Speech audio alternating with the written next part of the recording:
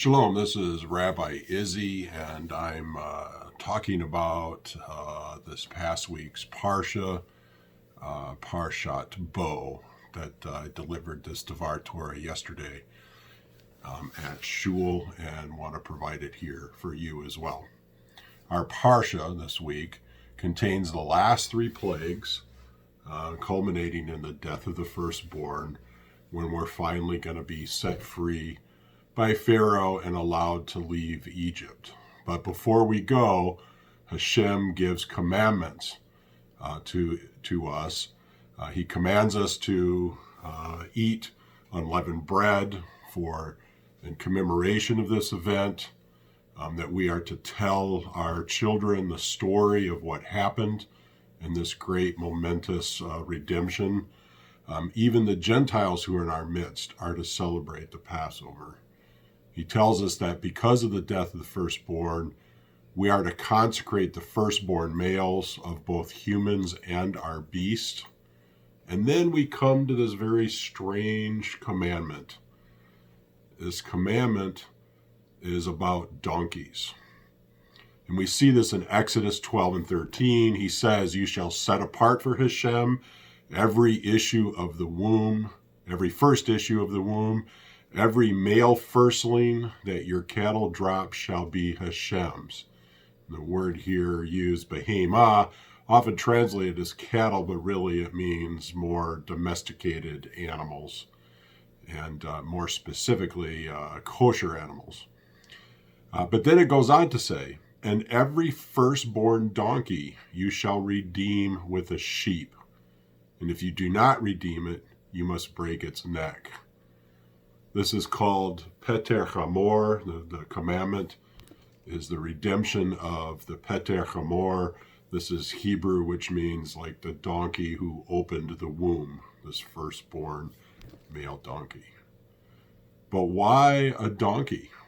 Our rabbis say that this firstborn male donkey has the level of Kedushah, sanctification, as a korban, a sacrifice that is dedicated to the temple until it's redeemed by a sheep, or really a goat. The word here again is not literally sheep, it's the word seh, which can mean a sheep or a goat. It's a member of one of those flocks. And they go on to say that because it has this level of Kedushah, we cannot ride the donkey, we cannot use the donkey to do work, nor we may even use its hair. Not really sure what somebody would want to do with the hair, but if they wanted to shave the donkey and use the hair, this is forbidden. As a matter of fact, if the donkey is never redeemed, rabbinic law says that the donkey must be buried to avoid even its carcass being used in some way, because it's dedicated to Hashem. But this is especially strange, not only because donkeys are not a kosher animal and therefore cannot be used in the temple. And this, by the way, is why it gets redeemed with a seh, with a lamb or a goat. It's because these are kosher animals that can be given to the temple. But it's especially strange because donkeys do not chew the cud, nor do they have split hoofs. They're doubly non-kosher for a four-legged land animal. Pigs have split hoofs but do not chew the cud. A camel, for example, chews the cud but doesn't have split hooves, and these two animals are not kosher.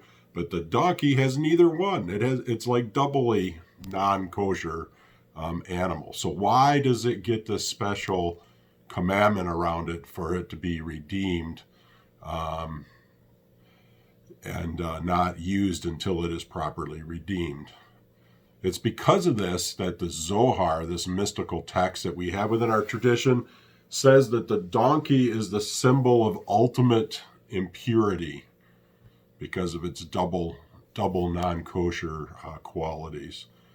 The Maharal, which is this rabbi that I've talked about recently, who is of the Golem of Prague fame, notes that chamor, the Hebrew word for donkey, is connected to and of the same root as the word chomer, which means like crassness or materialism.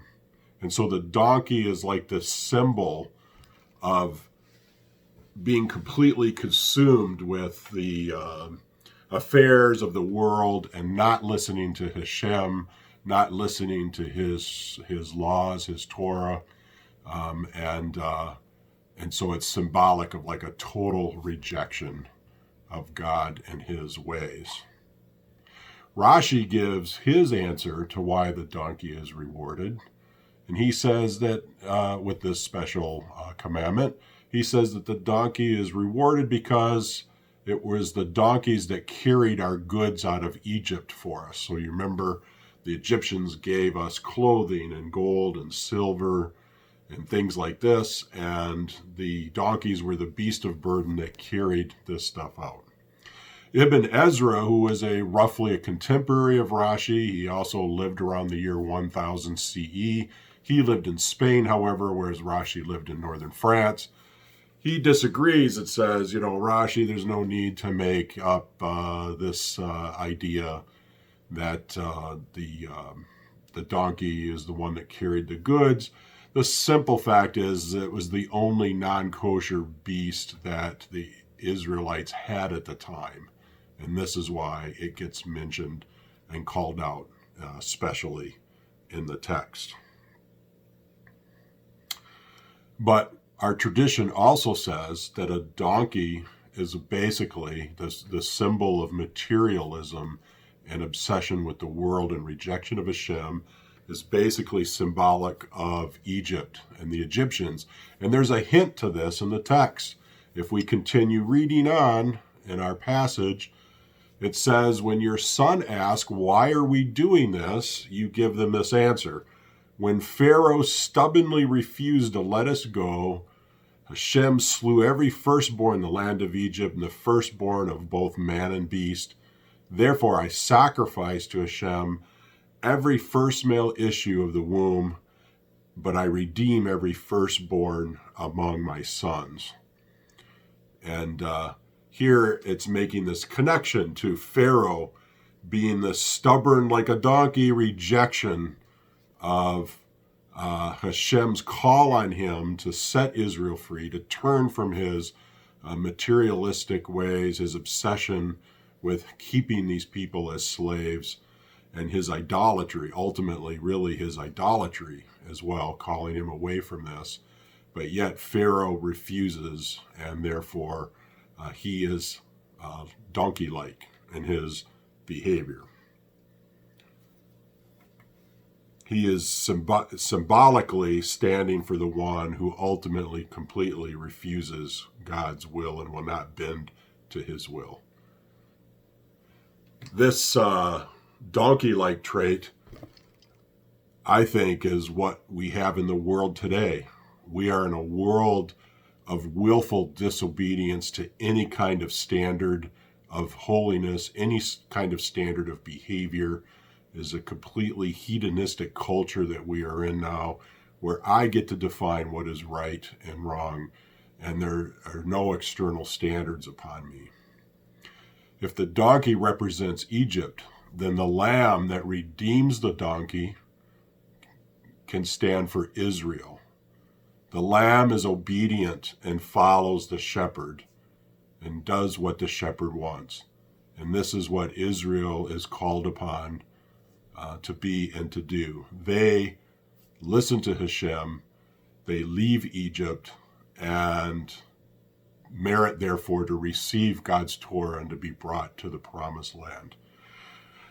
Rabbi Isaac Cook, who was the first chief rabbi of Israel, says that he's playing off of a midrash here. There's a midrash that says that there are 50 levels of holiness, and Israel was at the 49th rung. They were just about to just sink into idolatry and materialism, but it's at that moment when Moses shows up and brings them out of Egypt, and they listen to him and begin their climb back up the ladder of holiness, and it's once they make it to Mount Sinai, they're ready to receive God's Torah, because they have escaped and left behind their Egyptian and donkey-like ways.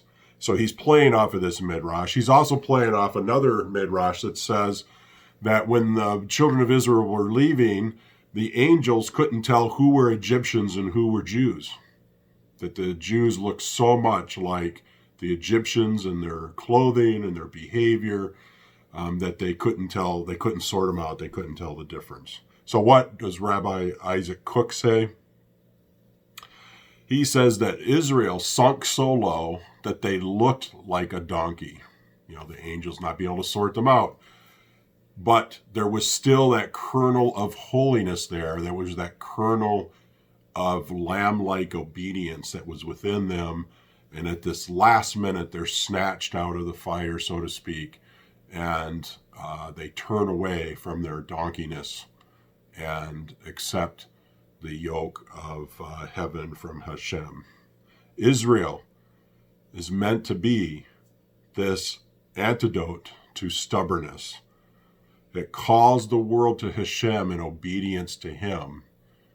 And we as Messianic Jews see that the church is grafted into this mission and is also part of this, of bringing the light of Torah to the world, to calling people to a standard of holiness and obedience to Hashem. Israel is the seh, the lamb that was given in place of the donkey. It redeems Egypt. And we know that Messiah Yeshua is the perfect lamb, the one who does indeed not only redeem Israel, but the whole world as well, and cures it of its donkeyness if only it will turn to him and the Father. And this connects us to the Messiah's donkey. We have in the passage, a passage in Daniel where it talks about the Messiah arriving with great fanfare in the clouds, but we have another passage in Zechariah that talks about the Messiah arriving on the back of a lowly donkey. So which is it? Which way is the Messiah going to come? One answer given by the rabbis is that if we attain to spiritual heights, then we will merit receiving the Messiah in the clouds in great fanfare. But if we don't reach that level, the time will finally come when the Messiah needs to come, and he will come on a lowly donkey and redeem us in unmerited favor. This is a very interesting phrase to be used, because as Messianic Jews, we see exactly that Messiah Yeshua did indeed come on a donkey, and he gave us with unmerited favor his life, death, and resurrection.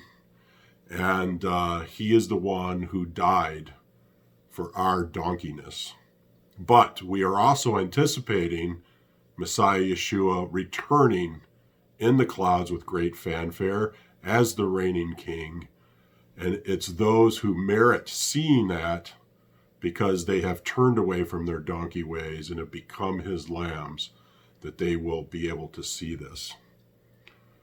Our job is to be that lamb, to call the world to reject its donkeyness and therefore be a source of redemption for them. It is our job to lead people of the world to Hashem and his Messiah, who is the one who gave himself up so that we could be redeemed from our donkeyness. This is our vocation that we have. May we set aside our own donkeyness and strive to live up to our vocation of being a lamb. May we thereby merit to see Messiah Yeshua arrive in the clouds. May it happen speedily and soon and in our days. Shavuot Tov. This is Rabbi Izzy signing out. Bye.